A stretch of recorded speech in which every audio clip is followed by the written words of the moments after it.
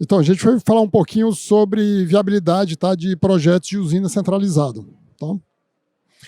Então, uma apresentação, né? Meu nome é Sidney Piranga, sou diretor técnico da BGD, tá, engenheiro eletricista, e trabalho no setor elétrico há mais de 15 anos.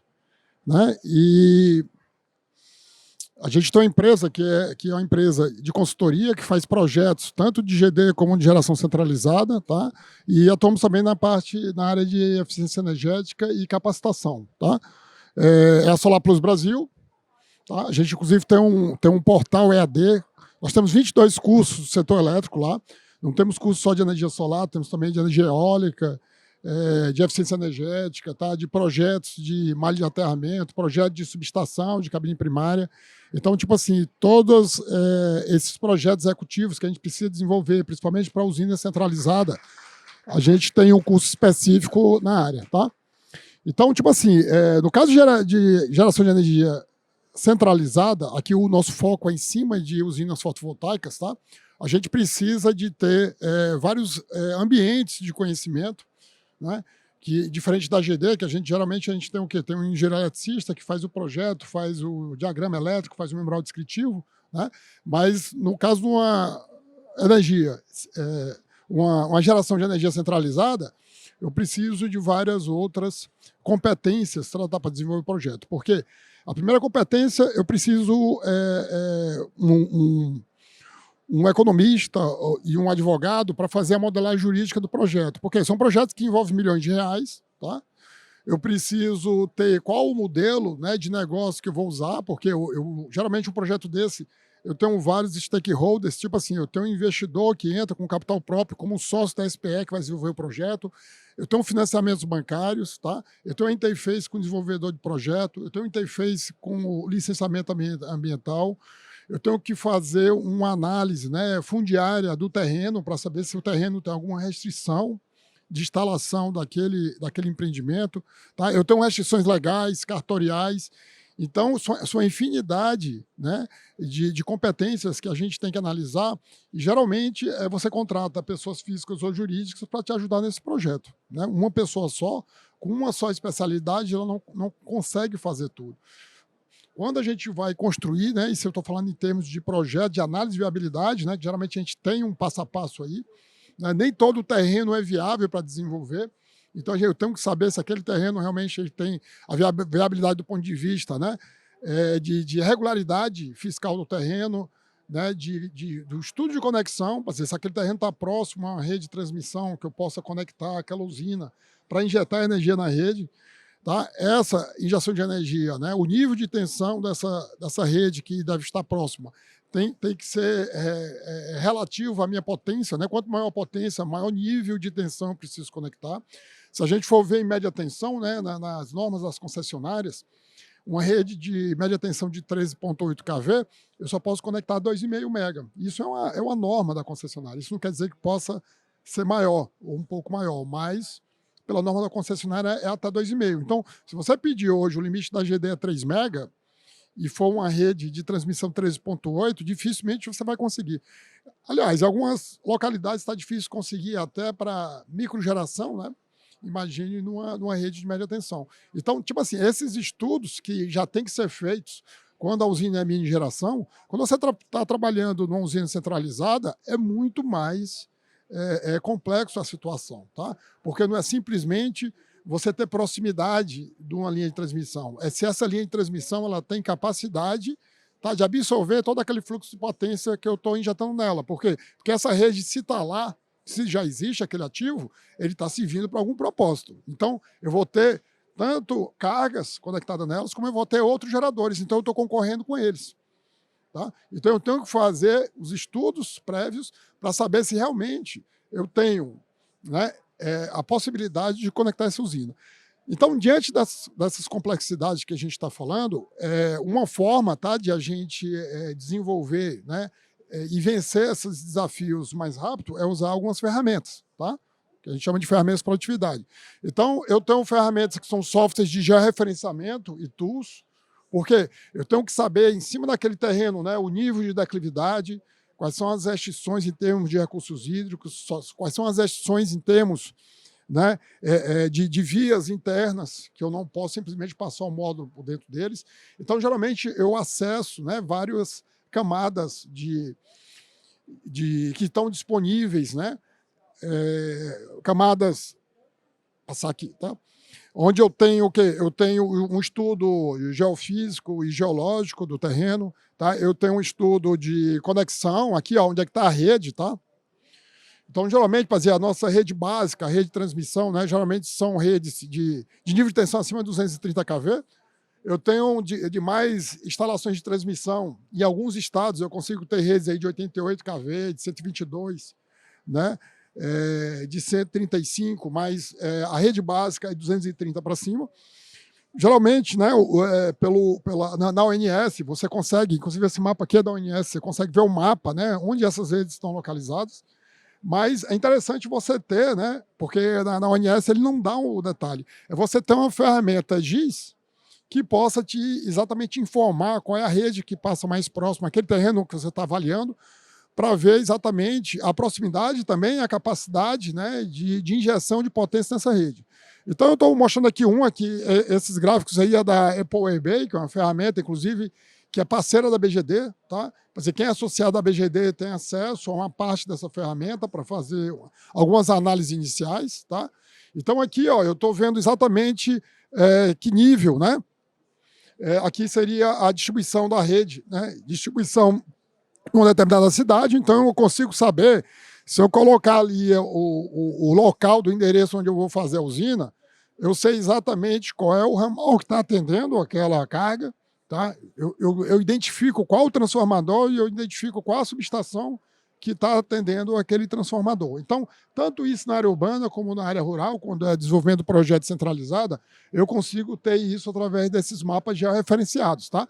Que são mapas georreferenciados que têm informação também. Tá? Na verdade, esses mapas, por trás, ele tem um software de georreferenciamento, tá? Onde você vai pegar as informações que estão disponíveis o quê? No IBGE, né? no IBAMA, na própria ANEEL, no ONS. Eu vou colocar todas essas informações dentro do mapa e eu vou ter como tirar, né, informações para tomar decisão do local onde eu vou fazer o investimento. Tá? Então, geralmente, né, esses mapas, né, que aí eu tenho um mapa aqui, tá? Onde eu tenho todas as intervenções urbanas, eu tenho outro mapa de temperatura, tá? Eu tenho um mapa de recursos hídricos e eu vou sobre polos, para no final, sobrepolos, para no final eu ter o quê? Eu ter um mapa onde ele vai identificar naquelas áreas verdes, que são as regiões que são mais, que tem mais viabilidade de eu instalar usina. Onde está marrom são áreas que não tem viabilidade. Então, eu já consigo checar, inclusive, nesses mapas eu posso ter integração, né, com o INCRA e saber, inclusive, quem é o dono do terreno, tá, em que tem viabilidade nessas áreas verdes. Eu consigo identificar, ele tem uma interface com o sistema do INCRA, eu consigo identificar, inclusive, a matrícula, tá, e o cartório onde esse terreno está registrado, e com isso eu posso procurar o interessado para dizer, olha, a gente tem interesse em fazer um arrendamento do seu terreno para desenvolver um projeto. Então, com esses mapas, esse sistema de georreferenciamento, a gente consegue chegar a esse nível de identificação. Tá? Existe o QGIS, que é um software gratuito, tá? Que você pode também usá-los e baixar esses mapas. É claro que você precisa ter um trabalhozinho para fazer a integração desses dados, por isso que a gente prefere usar uma ferramenta que já fez essa integração. Tá? Para você pegar um software livre, né, que é o QGIS, é um software livre, e você colocar esses mapas para fazer esses estudos, você vai precisar de uma pessoa especializada e vai demorar um tempinho. Então, existe no mercado ferramentas que já estão prontas com essas integrações. Tá? Depois, eu tenho que analisar o quê? O recurso solar. O que é o recurso? É o nível de radiação e todas as condições climáticas que possam afetar esse recurso. Porque a gente sabe que a temperatura, né, faz com que o quê?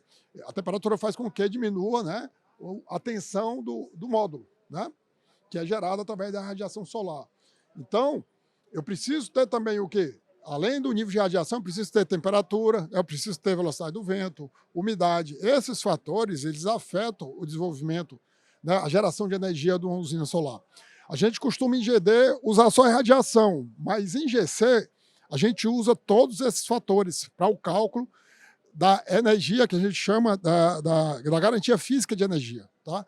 Então, geralmente, a energia que você vai vender na usina centralizada, ele passa por filtros que geralmente a gente não calcula na GD, que na GD a gente faz um cálculo mais genérico, né, de quanto de produção de energia aquela usina de GD vai oferecer. No caso da GC é totalmente diferente. Tá?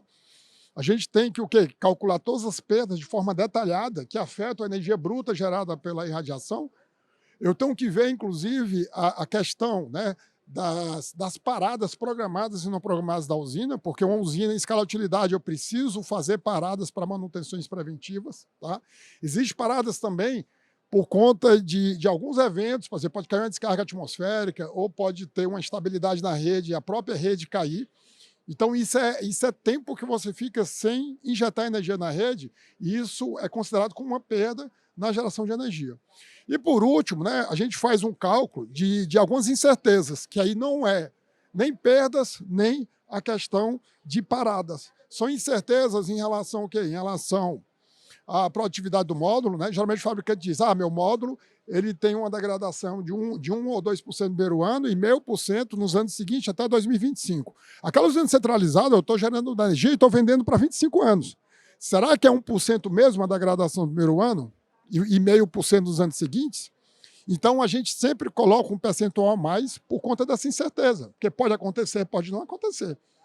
E aí, se você contar com aquela especificação do datasheet do módulo, né, se não acontecer, você que é gerador que vai ser penalizado, porque você vendeu um total de megawatt-hora para o cliente final e aquilo que você não entregou, você vai ter que pagar pelo mercado de curto prazo.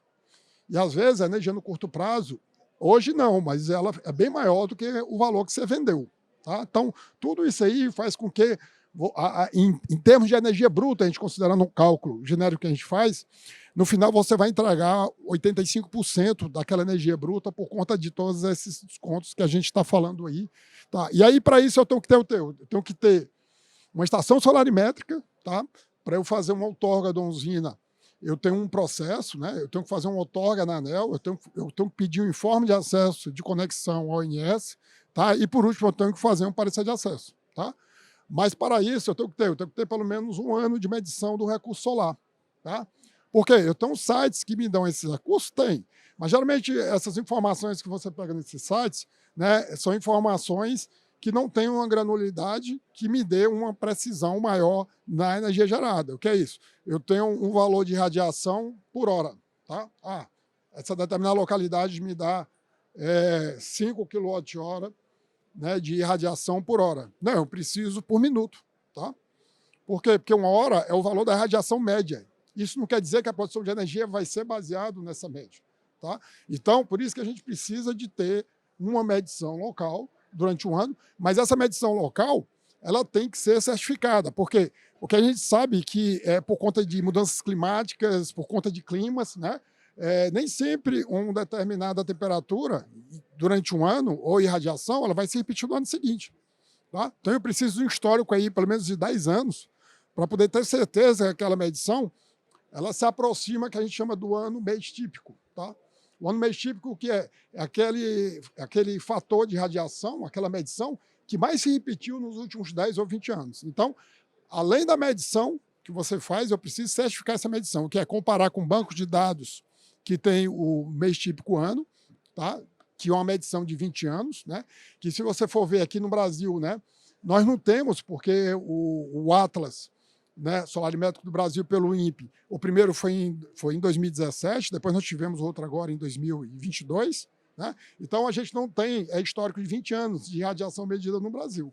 Tá? Então geralmente a gente pega esses bancos de dados que você tem que comprar, porque esses bancos de dados não são free, né? Para poder pegar exatamente esse mês típico ano e fazer a certificação da irradiação que foi medida no local onde a gente vai desenvolver o projeto. Então, esse Meteonome e SolarGIS são fornecedores dessas informações, tá? Que você vai comprar para poder fazer a certificação de energia. Depois, eu vou ter que ter o quê? Vou ter que ter um software para fazer o layout da minha usina. Tá? Então, geralmente, é uma usina que vai ser de 100. Eu vou fazer no terreno de 100 hectares, 200, 300. Como é que eu vou fazer a distribuição? Então, existem várias ferramentas que te ajudam a dizer, mas não dá para fazer isso no AutoCAD? Dá, só que no AutoCAD você vai levar 6 meses, eu vou levar uma semana numa ferramenta dessa, tá? E com muito mais precisão. Então, isso aqui é um dos fornecedores, é Helio 3D, é uma ferramenta para fazer layout de usina, tá? Para aproveitar o máximo do terreno. Tá? Eu tenho um PV Case, que é outro fornecedor também de ferramentas de layout. Aqui, na realidade, é um software que você adiciona no AutoCAD, tá? E ele abre uma série de bibliotecas e uma série de funções para você fazer no AutoCAD o layout. Tá? Por quê? Porque no AutoCAD, sem esse software, tá?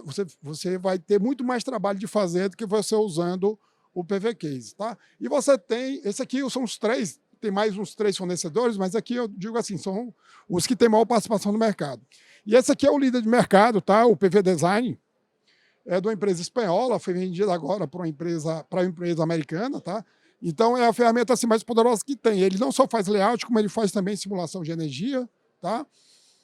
E outras coisas mais, tá? Então você vê ali que ele pegou o terreno, ele dividiu, aquela área vermelha ali, são exatamente, ele está identificando, tá? As áreas onde tem uma declividade, tá? Que você tem que fazer uma terraplanagem no terreno, tá? Então aqui, ó, aqui seria um terreno onde eu tenho aqui um curso d'água aí, essa parte escura. Então a ferramenta, onde ela botou vermelho ali, é exatamente uma área de proteção. Aí você tem que ter a legislação brasileira, né? Que ele diz que até 30 metros de um recurso hídrico você não pode ocupar. Então essa área vermelha ela está excluindo, né, do terreno que não pode ser ocupado. Ali em cima, né, ele fez uma área de reserva legal. Tá? Então, pela legislação, a gente, estou dizendo aqui que acabou, eu estou na metade da apresentação. Aí vocês que sabem. Se eu continuo, não. Então, aquela área vermelha em cima é a área de reserva legal, tá? Pela legislação, a gente tem que reservar 20% do terreno com mata nativa, de preferência onde tem mais vegetação, né, ou recursos hídricos que você não pode ocupar. E aí o restante da área eu posso fazer a distribuição dos módulos. Tá? Então, mais uma vez, onde está verdinho ali é o terreno que está nivelado. Tá? O que é que está nivelado? Geralmente usinas centralizadas, tá? Aqui no Brasil, usa tracker praticamente 100%. Tá? Usa um tracker, que é exatamente um motor, né, que vai fazer o acompanhamento da trajetória do Sol, e usa módulos bifaciais. Para usar tracker, tá, eu tenho que ter um desnivelamento máximo de 10% do terreno. Então, aquela área verde está dentro de 10%, tá, a área amarela está até 15% e a área vermelha está acima de 15%. Então, ali eu já calculo o volume de terra que eu tenho que movimentar. Então, eu já tenho o quê? Eu já tenho que mostrar quanto eu vou pagar de terraplanagem. Tá? Então, a própria ferramenta, isso aqui a gente está sem decidir ainda se o terreno é viável, a gente está começando a fazer uma série de avaliações para saber se esse terreno tem viabilidade de desenvolver o nosso projeto e quanto. Né? E aí, outra ferramenta é o PVSys, que é um software de simulação. Tá? Então, tipo assim, eu vou pegar esse layout que eu fiz no PV Design e eles se conversam, tá? Eu vou importar para dentro do PVSys e a partir daquele layout que já tem a definição do módulo, porque dentro do PV Design ele tem uma bibliotecazinha, tá? Que ele tem um arquivo PAM, que arquivo PAM é um arquivo de especificações, é como se fosse um datasheet do módulo todo dentro. Tá? Então tem a dimensão do módulo, então com a dimensão do módulo, se é a área do módulo, eu sei quantos módulos eu vou conseguir colocar dentro do sistema. Então aqui só para mostrar para vocês, isso aqui é uma tela do PVSys, tá? Onde eu importei, eu tenho várias extensões de arquivos que eu posso importar, e aí dentro dele eu identifico qual módulo que eu vou projetar, e isso eu posso mudar a qualquer momento, o módulo e o inversor, tá? E no final ele vai me dar a produção de energia. Para fazer os estudos de conexão, eu tenho que fazer alguns estudos que são pedidos pela ANS, tá? Então, tipo assim, o CEPEL, que é o Centro de Pesquisa da Eletrobras, ele desenvolveu softwares para ajudar os analistas que fazem esses projetos, tá? Então, a gente tem uma na rede que faz o estudo de fluxo de potência, temos o Fluport, fluxo de potência ótimo, o ANAFAZ curto-circuito, o ANATEM. Geralmente, tá, é pedido esses 3 estudos aqui, o ANARREDE, o ANAFAZ e o ANATEM, que é o estudo de estabilidade eletromecânica, fluxo de potência e curto-circuito. Por quê? Porque quando você está injetando energia numa rede, você está influenciando todo, né? Não só aquele ramão que você está injetando, mas todo o SIM, que é o Sistema Integrado Nacional. Às vezes, você está injetando num ponto, tá? E o impacto daquela energia que você está injetando na rede vai estar 500 quilômetros depois, porque a rede está toda interligada. Então, pessoal, eu vou acabar por aqui, tá? Porque eu já estou no último.